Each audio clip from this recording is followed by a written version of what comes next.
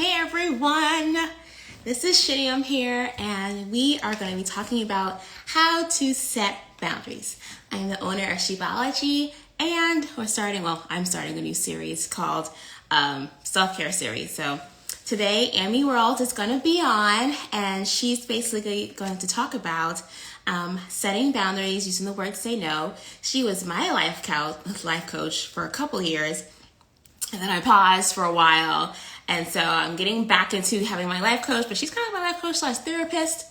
Anyways, we're going to wait till she comes on. I'm going to signal her in, and then we're going to start talking about setting boundaries. Aimee is a licensed life coach. She's also a hypnotherapist. Well, hypnosis. Sorry, guys. But that's what we're going to get on today and talk about today. So I don't know how to pronounce your name, BJ. So hi, thanks for joining in. So we're just going to get this party started. Let's see if she's on. Let's see. This is the interesting part, how to do this. Okay, let's see. So, what's this mean? Invite to join. Okay, Aimee.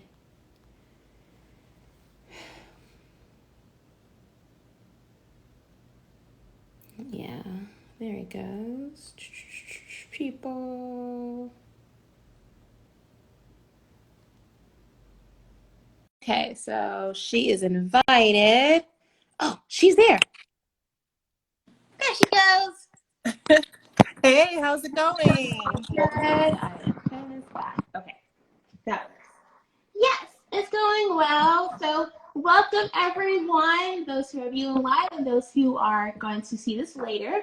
I was thinking about a person who can help us learn how to say no and set boundaries. And the perfect person that came to mind was my life coach, Aimee World. She's been with me for a very long time. She's actually my friend, and she's like a big sister. I love her a lot. And I just wisdom. And when she teaches you, she's not just teaching to like get money and get popular. She really is teaching from the heart. She really wants to help you heal. So that's why I invited Aimee World's licensed life coach, and she's a hypnosis. I don't know if I'm saying it correctly. Hypnotherapist. Yeah. Hypnotherapist. I do remember her saying that if I wanted, she could use me as a test trial. I need to let you know, you can use me as a test trial for. Oh, I'm out of the testing phase now. Now it's the real thing. But thank you so much, Shani. I appreciate the invite today. Thank you. So I'm going to give the stage to Aimee and basically teaching on how to set boundaries and how to say no. But, yeah. Yeah, you know what? I'm just going to start with boundaries are for you. I think that's something you and I used to talk about, how important it is to recognize that the first boundary that you set is really in honor of yourself. It's in honor of how you feel. It's really registering where your limitations are and how you feel about those limitations and why they exist. And I think sometimes people have a hard time setting those boundaries because at the end of the day, they don't really believe in them for themselves, or they're at odds with why they have to exist at all. And so one of the things that I find that people who struggle with the boundary conversation say, well, it's going to come off like I'm mean, or it's going to come off like I'm not trying to work with this person, or I'm giving them a hard time. They may feel like it's confrontational, when at the end of the day, there's a reason why that boundary has to be set. And a lot of times it's to protect not only the other person, but to protect yourself. It's an exchange of respect. And so if you don't believe in your own boundary, then it's really hard to enforce it to others. And that's when we begin to struggle. If you are kind of flim-flam on why you need this person to either stop at a certain point or respect you in a certain way, if you don't really believe in that concept for yourself, then you'll always struggle with enforcing that boundary. So, everyone goes to the how to say no, you got to say no, but really you have to understand why you're saying no, and you have to respect why you're saying no. And that's something that I think once you begin to respect how you feel and why you feel that way and what kind of result you're trying to really aim for, then you can enforce boundaries with no problem. And you can do it not from a place of fear, trying to protect yourself, but really from a place of love and respect. You know, like because I respect this relationship, because I want the most for whatever this engagement is, I am going to just let you know this is where my cutoff is, or this is what I expect of this exchange, just so that person could then say, okay, yeah, I agree. Or they can if they can know if I want to just have this exchange overall. But it's really a respect conversation, and it's a communication that we have to get far more comfortable having with people that we know and people we love even. Yeah, the hardest part is saying no or setting boundaries with people we love. But like the question I have is, why don't we value ourselves enough to even set that boundary? Because I know to everyone, the reason why I'm saying this is when I used to be in church a whole lot every day. I did not have that at all. Like I worked a lot and it was hard, and it got to the point where it's like anxious and depressing. And so I just didn't say no. I learned to love myself and respect myself. But in the beginning, I didn't realize I wasn't valuing myself. So I don't know where that came from or why that was like until I figured, oh, I'm not actually, I thought I was valuing myself, right? I'm a church, I'm a Christian, I'm loving Jesus, I'm helping out everyone. But at the same time, my mind, my state of mind, my physical body is just like going down because I'm always going, going, going. So why don't we value ourselves? Or we think we do, but we actually don't. I think it's taught behavior. Actually, I observed it in childlike behavior, and I'll tell you where they get the messaging. They get it from us as adults, right? So I am blessed with a granddaughter who is currently, she's 5 years old, but when she was 4, she had a playmate come over to the house, and we used to say to her, sharing is caring. Sharing is caring. We kept saying that to her to program her to share. But in this particular day, in this particular moment, this little boy who was much younger than her went to snatch a toy that she was playing with. And it was one of her favorite toys. So it was this tug of war, like, I don't want to give it to you, you know. And then one of my daughters said to her, sharing is caring, right? So this little toddler, he takes the toy, now he has it, and she feels, oh, but it's my favorite. And Yeah. then he plays with it for all of 30 seconds, he throws it off to the corner. And she just sits and looks like, okay, so much for sharing is caring, right? But I gave him what I really wanted for myself, right? So when I watched that exchange between him and her, how he really just it was just about having a toy. He saw something in her hand and he wanted it. And then for her at the age of 4, it was her favorite toy. It was something that she wanted to guard and protect. But she was told by her aunt, who didn't mean anything by it, but she was like, sharing is caring. So she was taught, you got to give it up to show that you care. You have to give it up to show that you're being nice. Yeah. So I decided to do a reboot on that. And they continued to play. And again, she went to pick up another toy. He went to grab, I said, this is what we're going to do now. I said, how about, because he really just wants a toy, you put your toy on the shelf and then you find him something that maybe he'll enjoy and you give him that and let him play with it. That way, if he throws it on the floor, whatever he does with it, she's at peace with it because she decided this is what I would like for you to play with. And that's what she did. He played with that toy for a good 10 minutes before he got bored. But she gave it to him based on what she decided that made her comfortable. And I didn't give her the messaging that somehow she was not sharing or caring by not giving up exactly what she wanted. I think the programming starts at a very young age. And so that's an example of sometimes we get this story, we get this narrative in our head that if we don't give up something that is very precious to us, whether it be our time, whether it be our money, whether it be our bodies, whatever that is, if we don't give it up, then we're really not caring. We're really not a sharing person. We're really not a nice person. We're really not a concerning, loving person. We get those messages at a very young age. And so the whole idea of boundaries is really understanding, what am I comfortable with? And if I'm uncomfortable with it, why am I uncomfortable with it? and honoring that part of yourself. It's asking the questions that maybe that person is not, it has nothing to do with it. You know what I mean? It may not have anything to do with that other person, but it's getting to know yourself enough to say, I know where my gauges are.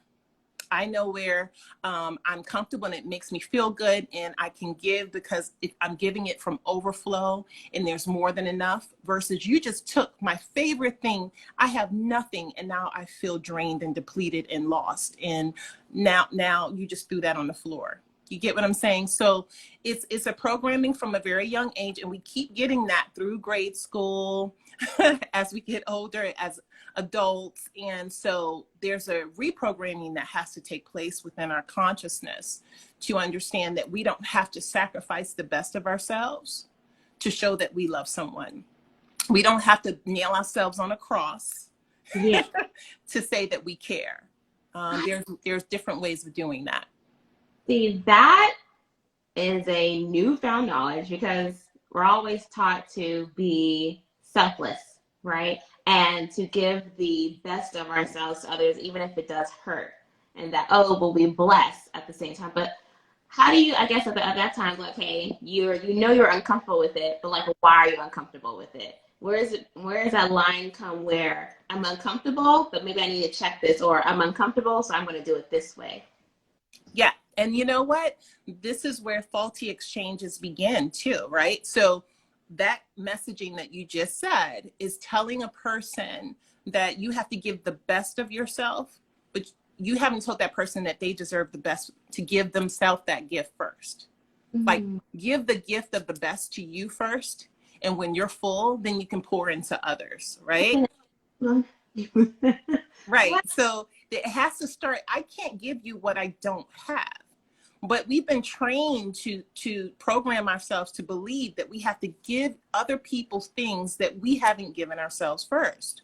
So one of the things that come across when I'm having these counseling sessions is people will say, well, I loved this person and they didn't love me back. Or I gave above and beyond to this person and they never gave this back to me. And it disappointed me. It hurt me. It cut me. And people don't treat me right. And I always say to them, but are you doing that for you first? Mm-hmm. And it takes me saying it several times before it really registers with them that they're expecting other people to give them what they haven't even first given themselves. They're willing to give other people gifts, whether it be consideration, gratitude, care, whatever that is. They're expecting that of other people. But when you say, have you considered yourself? But did you give time to yourself? But did you give rest for yourself? They're like, well, no, I didn't need that. Or, oh, no, I had to take it. So they give every excuse why they can disengage with themselves.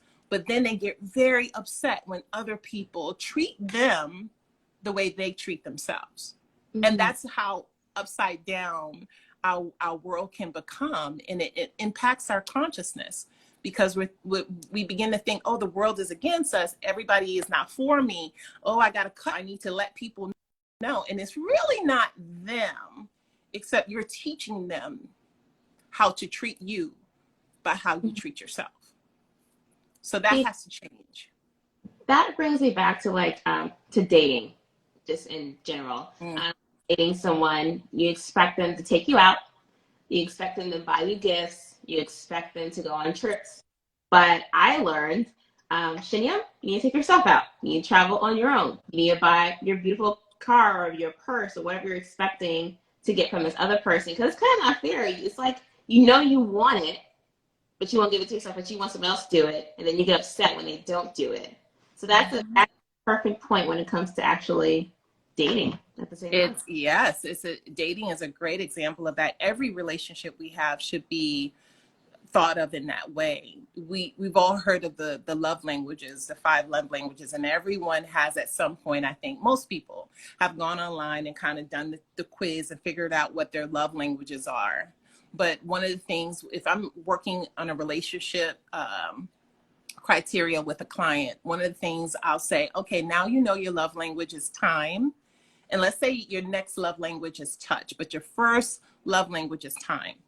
Mm-hmm. And in a relationship, if a person doesn't spend time with you, in some way you feel disregarded, abandoned, they're not really in. They're not consistent if they're not spending a certain amount of time with you. What you first must ask is, do I spend time with myself? Am I intimately bonded with the time that I spend with myself? Or am I distracting myself even when I'm alone? And what I mean by distracting yourself when you're alone is a lot of times we can still be distracted by whether it's the TV or being on the phone, scrolling through social media, but you're really not spending time with you.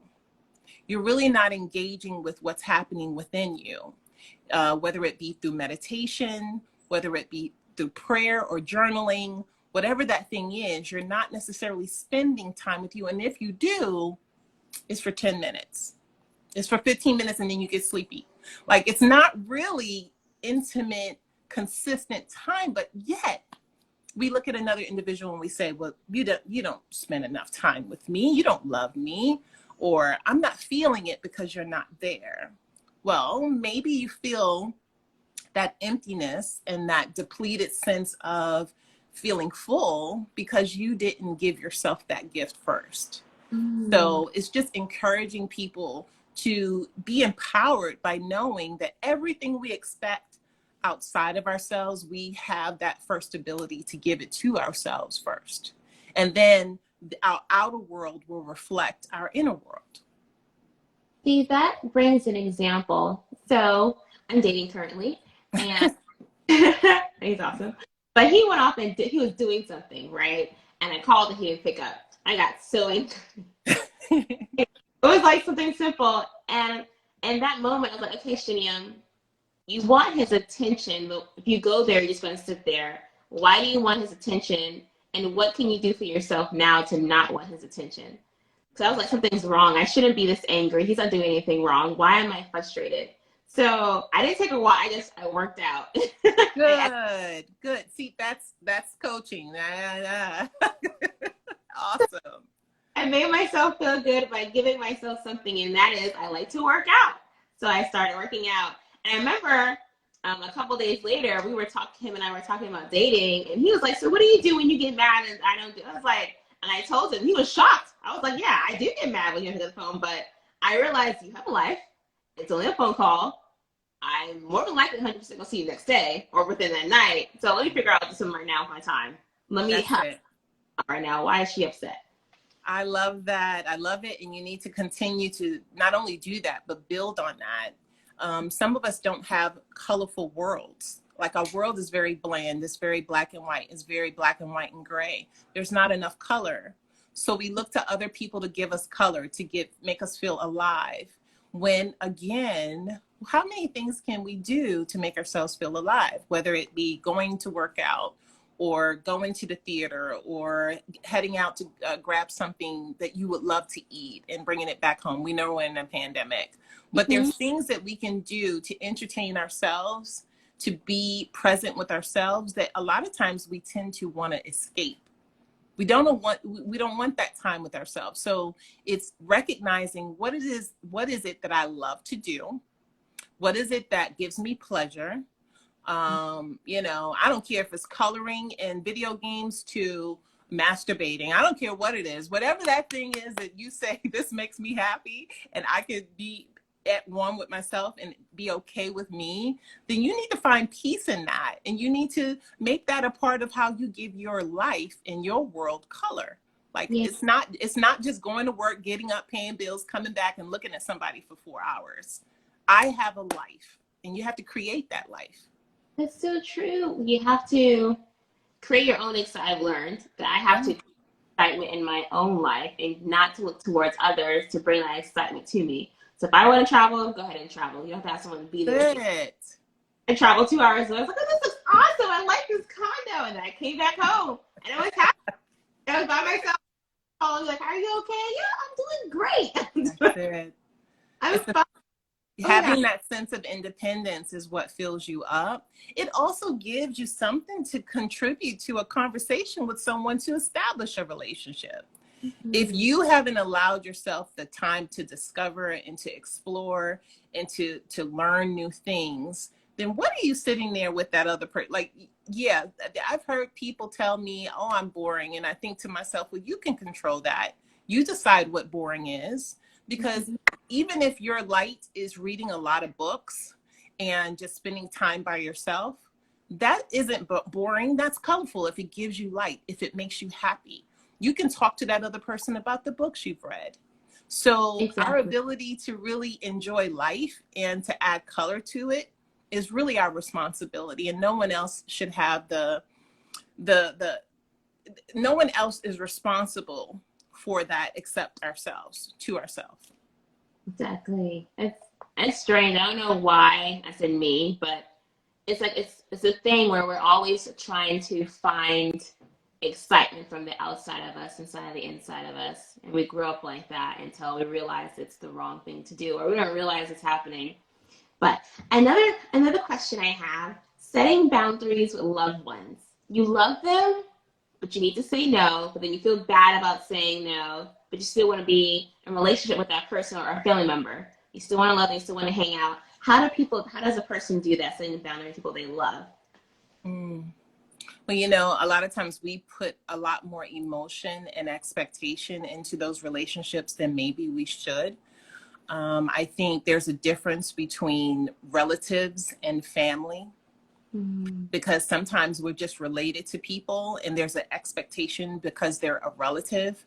And if we're trying to live up to an expectation just because we're related to other people, it can be draining because it's not necessarily where our heart is.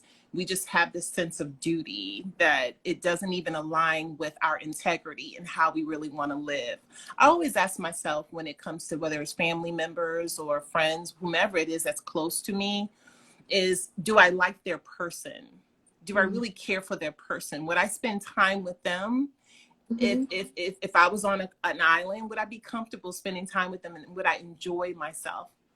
You know, we have to be able to understand that just because someone has that blood tie doesn't necessarily mean that your spirits align. It doesn't mean that you gel well. You have to really register what's going on. Another thing is that our friends can be more family to us than family. And for that, you never feel really drained when they knock on the door and say, hey, I need you, or I would love for you to be here, because it gives us joy. It gives us excitement. It gives us fulfillment. So you have to register what's really happening when you say it's a loved one. Because when there's love there, a lot of times we're a lot more open and more grand about how we give, and we don't feel so drained so easily. But let's say that's the case. Let's say it's our mom. Let's say if it's a parent or immediate family member. It's really just registering that, going back to my earlier statement, we have to teach people how to treat us. And unfortunately, a lot of us aren't comfortable because we may have a family dynamic or a cultural expectation that says this is what you're supposed to do because you're the daughter of, or the sister of, or whatever that is. This is your duty. And so you have to really like examine those pieces of your conditioning, and you have to find peace within those things. If it's not giving you peace, if it feels chaotic, if it brings you anxiety, if it makes you sick, then there's a deeper conversation that you need to have with yourself. Anytime you're disrespecting yourself in the focus of trying to respect someone else, you're setting the stage for suffering, disappointment, and so much more. You really have to register what's happening within you, no matter who it is, whether it's someone you love or someone that you're just, you work with. You having that introspection is going to be key to how you maintain your emotional balance. And for that fact, emotional agility, being able to keep going, being able to not burn out, being able to not have a nervous breakdown or have extreme anxiety. It's really engaging within yourself and saying, here's where things really are. And then trusting yourself enough to communicate that to other people. Wow. Okay, this next question I have asked. So let's say it doesn't work out. You're setting boundaries. The person you love, like you actually love, is like a friend and or a male family member you really love, and they're not listening. If you have to cut it off because you know it's toxic to you. When you cut it off, how do you deal with those emotions of just being sad that person isn't there, or you're like a cycle, you keep going back to that person because you know maybe they can change or maybe something else that you know you need to set a boundary. So how do you manage that part of just cutting it off if it needs to be done? Well, it sounds like you're describing a bit of trauma, because trauma tends to go in cycles. So you need to understand where your triggers are. And yeah, you will keep returning to madness if you haven't really worked through whatever that is, that thing is that needs to heal within you, within you. Yeah, a lot of times, even if it's someone that you grew up in the house with and you're really close, there are things that could have happened in childhood that creates this disconnect within what's good for you versus what you've been programmed to do. So it's really you have to do the work of working through that sense of trauma, the cycles of it, and understanding where it really, the roots, pulling up the roots. This is why I even got into hypnotherapy, because I could see that sometimes when I was working with people and they were trying to recall based on how painful things may have been, they may not remember. They just may say, but it's always been this way. This is what I've always done. And I said, but let's go back to your earlier years. And they are just totally blank on that. And a lot of times the mind will do that as a way of protecting you. It's a survival instinct. It's a way for you to just get through it. But you need to recall in a from an observation eyesight. This is what you do with hypnotherapy, is that you're the observer and you're able to go back into those files in your mind and then see, okay, what took place, and be able to describe that so that you can now, understand. And in understanding, you can progress through whatever that struggle may be. And so, yeah, there's work involved when it's never, when the ties are that close, it's not just about saying it one time. You have to practice it. You have to believe in yourself and why it exists. You have to be able to have communication that could be challenging, but it's healthy. It's necessary. And then you have to be able to live with that everyone's not going to be happy with you. Like there's no such world where everyone is just going to love Shiniam. No such world. We want that world. I know I want that world. I want everyone to love me. And there's people that just did, no matter how many times I bend over or try to, appease, it's just not going to necessarily make them happy. That's on them. People pleasing will never lead you to a place where you'll be at peace, because people are finicky. Yeah. People change day by day, moment by moment. When the weather changes, sometimes people change. So you can't live a life people pleasing based on the conditions of your childhood and your culture. You have to really figure out what your truth is, and you have to guide yourself by that. Never base your feelings off of people or trying. I've learned that never to base my feelings off people or trying to please everyone, because you can't please. It's impossible. And then they're angry. And it comes down all from your parent, your brothers, your cousins, your dad, your loved ones, the person you're dating. You can't please everyone. And so, you know what you have? You have, at the end of the day, you have your truth. And you really have to get down to the core of what truth is, because a lot of times we tell ourselves lies and we call it truth. We have to really examine our truth. And then once you examine it and you understand this is true, what is true, then you're able to kind of stand a lot more firmer, grounded, more concise about exactly why you're doing what you're doing, why the boundaries exist, why the relationship will have to go under this kind of platform, whatever that is. You'll have some resonance and you'll be happy. You'll find happy. See, everyone, setting boundaries is good. Oh my God. See, we're at 4:42, and that 4:49 is 30 minutes. are you okay? No, well, we can stop whenever you would like to stop. Just want to set the time there. But I do have another question when it comes to setting boundaries. I wrote it down. Limitation of self-odd. Why not value conflict? Okay, confrontational. Sometimes when you're setting boundaries and you're saying no, sometimes you have to be confrontational. Is confrontational a bad thing or is it a good thing? I think it depends on what's going on within you when you confront the situation. I've had the best experiences confronting situations when I was at peace with what I was going to communicate. Whether the person took it or not, I'm at peace. When I'm at peace inwardly and I come to you and I have a conversation, there's really nothing you can say to shake me up. It just is. There's something very comforting about being at peace. Now, if I'm in chaos and I'm frustrated within and then I confront, oh yeah, that can be that could be bad. That could be like lighting a flame and it goes out of control. So before you confront anyone about boundaries and whatever may have taken place, you really owe yourself the respect of managing what's happening within you first, and really coming at peace with having that conversation. Why you need to say these words, where your heart is. And as you have that conversation, whether the person pushes back or not, it won't be that for you. You'll be able to walk away and release it because you had peace when you first approach it. So it really does depend on what's happening within you when you talk about confrontation. So I'm imagining you have to have peace, and with peace, hopefully there's boldness so you can speak to that person at the same time. Because peace gives you boldness.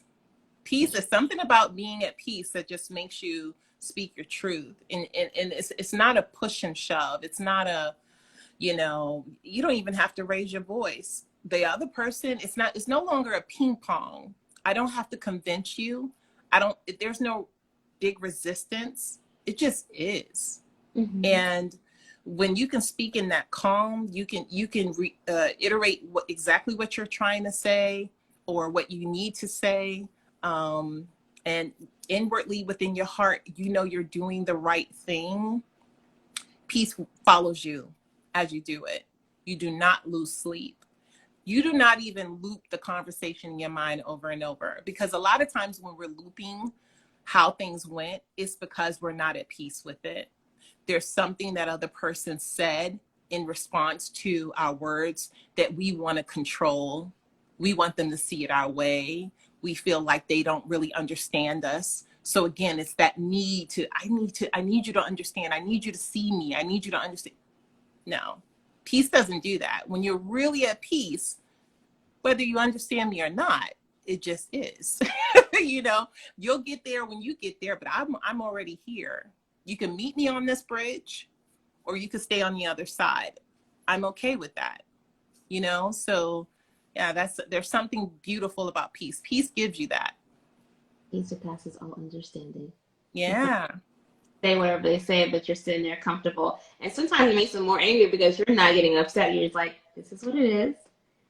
That's it. That's it. But I guess another question related to that will be my last question. I have more questions, but let's say you don't have time to prepare for this confrontation. Do you, step away and then come back, or do you hopefully have the wisdom on how to approach it when you're about to have peace in it? But sometimes you don't have time to prepare because it's happening right then and there.